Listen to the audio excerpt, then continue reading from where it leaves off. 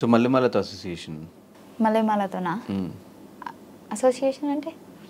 Association నువ్వు ఇంగ్లీష్లో ఎందుకు మాట్లాడుతున్నావు? నేను తెలుగు మీడియమే. నాకు ప్రయాణం. ఎస్, జర్నీయా? జర్నీ.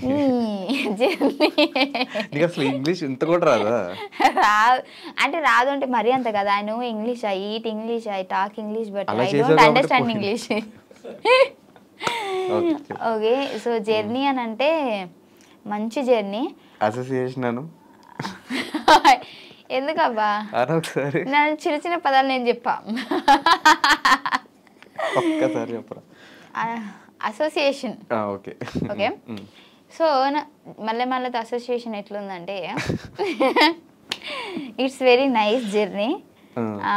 అండ్ నాకు దీప్తి మేడం కానీ కీర్తి సార్ కానీ తెలుసు కదా మీకు. బేసిక్గా ఏదైనా మనము ఒక ఇప్పుడు మల్లెమాలలో వర్క్ చేస్తున్నామని అంటే వాళ్ళు పైన నుంచి వాళ్ళు చూసుకుంటారు కదా. సో వాళ్ళని కలవాలంటే మనం అపాయింట్మెంట్ తీసుకోవాలి ఒక రోజు ముందే. కానీ వాళ్ళు నాకు తెలియకుండానే నన్ను సొంత లెక్క చూసుకున్నారనమాట. నువ్వు ఎప్పుడు మా దగ్గర మాట్లాడడానికి రావాలన్నా, నీకు ఏది ప్రాబ్లం ఉన్నా సరే నువ్వు డైరెక్ట్ వచ్చి మాట్లాడేయచ్చు అని చెప్పేంత నాకు అంత మంచిగా చూసుకున్నారు. అండ్ ఇంకోటి నేను బిగ్ బాస్కి వెళ్తా అన్నప్పుడు కూడా వాళ్ళు బేసిక్గా అంతా నన్ను ఏం తిట్టలేదు. అంటే నువ్వు మళ్ళీ రావద్దు, అందరు ఊహించే ఉంటారు కదా, మేబీ రావద్దు అని చెప్పే ఉంటారు అది అని చెప్పి. అలాంటి ఏం తెలియదు కదా.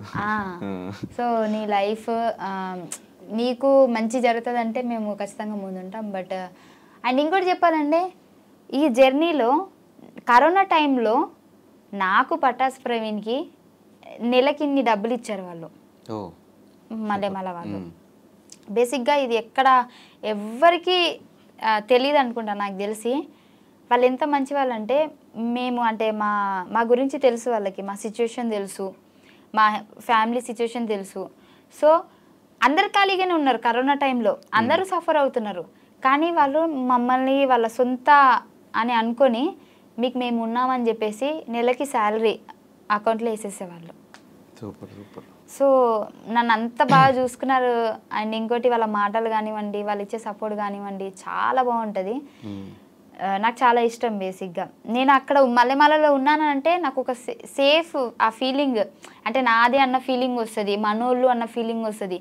ఇప్పుడు ఏదైనా వేరే దగ్గరికి వెళ్ళినా కానీ వాళ్ళతో మాట్లాడాలా లేదా, ఏమన్నా అనుకుంటారా, వీళ్ళు మనతో అంతా మింగిల్ అవుతారా లేదా, ఆ ఫీలింగ్ వస్తుంది కదా. నాకు మల్లెమాలలో ఎవరితో మాట్లాడినా కానీ నాకు ఒక సేఫ్ ఫీలింగ్, మనోళ్ళు అని అనిపిస్తుంది. కానీ ఒక్కసారి అట్లా 4-5 years బ్యాక్ వెళ్తే ఈ ఓవరాల్ జర్నీలో రిగ్రెట్ ఫీల్ అయ్యే థింగ్స్ ఏంటి, హ్యాపీ ఫీల్ అయ్యే మూమెంట్స్ ఏంటి? ఈ 5 years జర్నీలో రిగ్రెట్గా ఫీల్ అయ్యేదంటే, రిగ్రెట్ అంటే తెలుగులో చెప్పు. ఏదన్నా చేసేసి అయ్యో అనవసరంగా చేసా, లేకపోతే అనవసరంగా ఆ షోకి వెళ్ళా, లేకపోతే అనవసరంగా ఆ రోజు డైలాగ్ చెప్పా, అనవసరంగా వాళ్ళతో గొడవ పడ్డా, ఇలాంటివి. సరే, రిగ్రెట్ ఫీల్ అంటే నిన్ను ఒకవేళ సడన్గా ఏ హాలీవుడ్ ఛానల్ నుంచి ఎవరిని వచ్చి కూర్చొని ఇంటర్వ్యూ చేస్తే ఏం మాట్లాడతావు వాళ్ళతో? ఫస్ట్ వాళ్ళు నన్ను పిలవరు. వాళ్ళు ఒకవేళ పిలిస్తే, ఒకవేళ రేపు పొద్దున్న యూఎస్ఏ వెళ్ళాలి, ఏదో మూవీ షూట్కి పోవాలి, అక్కడికి వెళ్ళి ఏం మాడతావు? యాప్ ఉంది కదా తెలుగు టు ఇంగ్లీష్ ట్రాన్స్లేట్ చేసుకుని వాళ్ళు అడిగినప్పుడు రెస్టారెంట్ ట్రాన్స్లేట్ చేసుకుంటూ అడుగుతావు? అడిగినాక 1 second అంట. యూఎస్ వీసా ఉందా? లేదు. తీసుకుంటా. సరే అమెరికా కాకపోయినా అమీర్పేట అనుకో, అమీర్పేటలో నాతో ఎవరైనా ఇంగ్లీష్లో మాట్లాడగా కానీ నేను మేనేజ్ చేసేస్తాను. నేను ఇప్పుడు నాతో ఇంగ్లీష్ మాట్లాడు, నీకు రాదు. అంటే మరి అంత రాకుండా లేదు కానీ మరి రిగ్రెట్ ఇవి కూడా తెలియకుండా లేదు. రిగ్రెట్ అంటే నాకు తెలుసు, ఇప్పుడు చెప్పా కాబట్టి. సరే చెప్పు. రిగ్రెట్ అంటే నాకు ఇంగ్లీష్ రాదని నీతో చెప్పినా కదా, అదే నా రిగ్రెట్. అది కాదు కానీ బేసిక్గా చాలా సిచ్యువేషన్స్ ఉన్నాయి, ఏం చెప్పాలో నాకు అర్థమైతే లేదు. అలా చేయకుండా ఉంటే బాగుండేది అని చెప్పేసి. వద్దులే రిగ్రెట్, ఎందుకు మనకి అవన్నీ. హ్యాపీ మూమెంట్స్ ఏంటి? మంచి చెక్ తీసుకున్నప్పుడు అట్లాంటిది ఏమన్నా హ్యాపీ మూమెంట్స్ ఉంటాయి కదా? లేదు, నేను ఇల్లు కట్టించినప్పుడే, ఇంకా దానికంటే హ్యాపీ మూమెంట్స్ నాకు ఇంకేం లేదు. సో ఇల్లు కట్టించినప్పుడు మా అమ్మ కళ్ళలో ఆనందం ఉంటుంది కదా, సో అది నేను ఇప్పటికీ మర్చిపోను. అది నాకు చాలా హ్యాపీ మూమెంట్, నాకే కదా ఆమెకు కూడా. కానీ పెళ్ళి సెట్ అయిపోయింది, ఇల్లు అయిపోయింది, కార్ అయిపోయింది, బ్యాంక్ నిండా డబ్బులు. ఎంత ఉంటుంది బ్యాంక్ బ్యాలెన్స్ నీది? నువ్వు అనుకున్నంత ఏముండదు అక్కడ డొల్లా. మొన్న ఇన్కమ్ ట్యాక్స్ నుంచి డబ్బులు పడ్డాయి. ఆ. చెప్పు ఎంత ఉంటుంది బ్యాంక్ బ్యాలెన్స్ చూపించు. భయపడతావు ఎందుకు? చూపించు పర్లేదు. అంతేముండదు నువ్వు అనుకున్నంత. చూపించు పర్లేదు. ఎన్ని కోట్లు ఉన్నాయి. నా ఇజ్జత్ తీసుకోవడం అంటే ఇదే. సరే కానీ నేను ఒక క్వశ్చన్ అడుగుదాం అనుకుంటున్నా, కానీ కరెక్ట్గా ఆన్సర్ చెప్పాలి. కరెక్ట్గా చెప్తా. కరెక్ట్గా చెప్పాలి, అబద్ధం చెప్పకూడదు. నేహ పెళ్ళికని ఇంటి దగ్గర నుంచి బయలుదేరి పెళ్ళికి వెళ్ళకుండా పార్కింగ్లో ఆగిపోయావు. అయ్యో అమ్మతో నాకు గుర్తుకు లేదు. పెళ్ళికని బయలుదేరి పార్కింగ్లో ఆగిపోయావు అంటే ఎందుకు? నేహ ఇంటికి వెళ్ళి అదే అక్కడికి వెళ్ళి ఆ ప్లేస్కి వెళ్ళి పార్కింగ్లో ఉండిపోయింది. చెప్పు. చెప్పేస్తా. నాకేం ప్రాబ్లం? చెప్పేసి. నాకేం ప్రాబ్లం లేదు, చెప్పేసి. లేదు లేదు, అప్పుడు నాకు నిద్ర వచ్చింది, కార్లో పడుకుండిపోయా. అక్కడ నువ్వు కూడా ఉన్నావు కదా నా పక్కన. నేను లేను. నేను లేని నీకనే తెలుసు. నేను లేను, నాకు చెప్పారు ఉంటారు కదా పక్కన.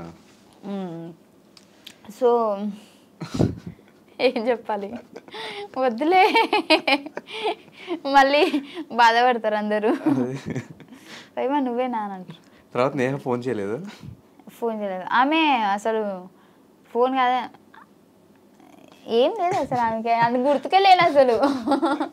అసలు నేను పార్కింగ్లో ఉన్నాను కూడా ఆమెకు తెలుసో తెలియదు, తెలుసుంటే వచ్చేదేమో. సో ఇప్పుడు దాకా తీసుకున్న హైయెస్ట్ పేమెంట్ ఏంటి? Highest check Bigg Boss 5 lakhs per week. అంతేం లేదు, తక్కువనే. 4.9. ఇప్పుడు డైరెక్ట్ నన్ను అడిగితే నేను చెప్పేసా కదా, నువ్వు నాకు ఓంకార్ అనే లెక్క 4.9 4.5 అంత లేదు. నువ్వు అనుకున్న దానికి సగమే ఉంటుంది. 2.5. యా అనుకో, అంత క్లారిటీగా అయితే నేను చెప్పలేను, అటు ఇటు ఉంటుంది అంతే. ఓకే 2.5 to 3 అని తెలుసుకుని ఏం చేస్తా కదా, అయిపోయింది కదా. అయిపోయింది ఎప్పుడో, బిగ్ బాస్ అయిపోయింది. సో మళ్ళీ ఛాన్స్ వస్తే వెళ్తావా ఫైమా బిగ్ బాస్? కంపల్సరీ వెళ్తా పక్కా. ఏం మిస్టేక్స్ తెలుసుకున్నావు, నిన్ను ఏం తెలుసుకున్నావు హౌస్ లో? నేను ఇంకా పూర్తిగా ఆడలేనేమో అని అనిపిస్తుంది నాకు, ఎందుకంటే నేను టఫ్ ఫైట్ ఇచ్చేంత నాకు అక్కడ లేరేమో అని అనిపించింది. సో మళ్ళీ వస్తే టఫ్ ఫైట్ ఇద్దామని. 7 నీకు టఫ్ ఫైట్ అనిపించారా? 7 అనిపించింది. ఆ గేమ్ కూడా కొత్తగా అనిపించింది మాకు, పాత సీజన్ గేమ్సే ఇచ్చినట్టు అనిపించింది. అది బయటకు వచ్చినాక చూస్తే అన్ని బయటకు వచ్చాక చాలా మంది నీ విషయంలో మాట్లాడుకున్నది డబుల్ మీనింగ్ జోక్స్ కానీ వాటి గురించి ఎక్కువ డిస్కషన్స్ అయ్యి. నేను బిగ్ బాస్ లో మాట్లాడింది ఒకటే మాట, దానికి నన్ను బేసిక్గా చూసుకుంటే సీజన్లో నేను వెళ్ళిపోయేంత వరకు కూడా నాగార్జున సార్ నన్ను ఏ రోజు కూడా తిట్టలే. ఆ రోజు కూడా నాకు ఆ డబుల్ మీనింగ్ తిట్టలేదు, ఆలోచించి మాట్లాడు ఫైమా అని అన్నారు. సో తర్వాత నేను ఆలోచించా, బేసిక్గా అదే బయట వేస్తే నువ్వు నవ్వేటోనివి, నువ్వు నా మీద అంత రచ్చ చేసేటోనివి కాదు, ఫన్నీగా తీసుకునేటోనివి. ఆ బిగ్ బాస్ హౌస్లో ఏంటంటే నువ్వు తుమ్మినా కానీ నువ్వు ఎట్లా తుమ్మినావు అని మనల్ని నెగిటివ్ పాయింట్లను చూస్తారు. నువ్వు తుమ్మాల్సిన అవసరం ఏముంది, అదే ఇక్కడ అంటే న్యాచురల్గా వచ్చేసింది అని అంటారు. సో అక్కడ జరిగింది ఏంటంటే వాదిస్తున్నప్పుడు నిన్ను ఎలాగైనా ఒక ఏమంటారు టార్గెట్ చేయాలి అని అంటే నార్మల్గా వచ్చేసిన మాటను కూడా దాన్ని చాలా డబుల్ మీనింగ్గా చూపించచ్చు మనం. అండ్ ఫైమా ఈ బాడీ షేమింగ్ మీద కూడా ఎక్కువ కామెడీ చేస్తూ ఉంటుంది, అది ఒకవేళ అంటే ఎంతవరకు కరెక్ట్ అని? నేను ఎవరికి వేసినా నన్నే చేస్తారు కదా. నిన్ను చేస్తారు, నువ్వు కూడా చేస్తూ ఉంటావు కదా బ్లడ్ భాస్కర్ని కానీ. అది స్కిట్ కదా. అదే స్కిట్లో అయినా కూడా బాడీ షేమింగ్ కరెక్టేనా అనే ఒక పాయింట్లో ఏంటి? బేసిక్గా మేము స్టేజ్ ఎక్కుతున్నామంటే మొత్తం రాసుకొని విత్ డైలాగ్స్, తిట్టుకోవడాలు కూడా, ఇది తిట్టు ఇది అని చెప్పేసి అన్నీ అనుకునే మేము ఎక్కుతాం. నిజంగా ఒకవేళ బాడీ షేమింగ్ అయితే అక్కడే భాస్కర్ అన్న ఆపేసి బాడీ షేమింగ్ ఎందుకు చేస్తున్నావు అని అడిగేటోడు కదా. సో నేను ఆల్రెడీ బయట ప్రాక్టీస్ చేసింది నేను అంటున్నాను కాబట్టి అక్కడ వాళ్ళు పడుతున్నారు. సో మేము ప్రాక్టీస్ చేస్తాం అంతే. సో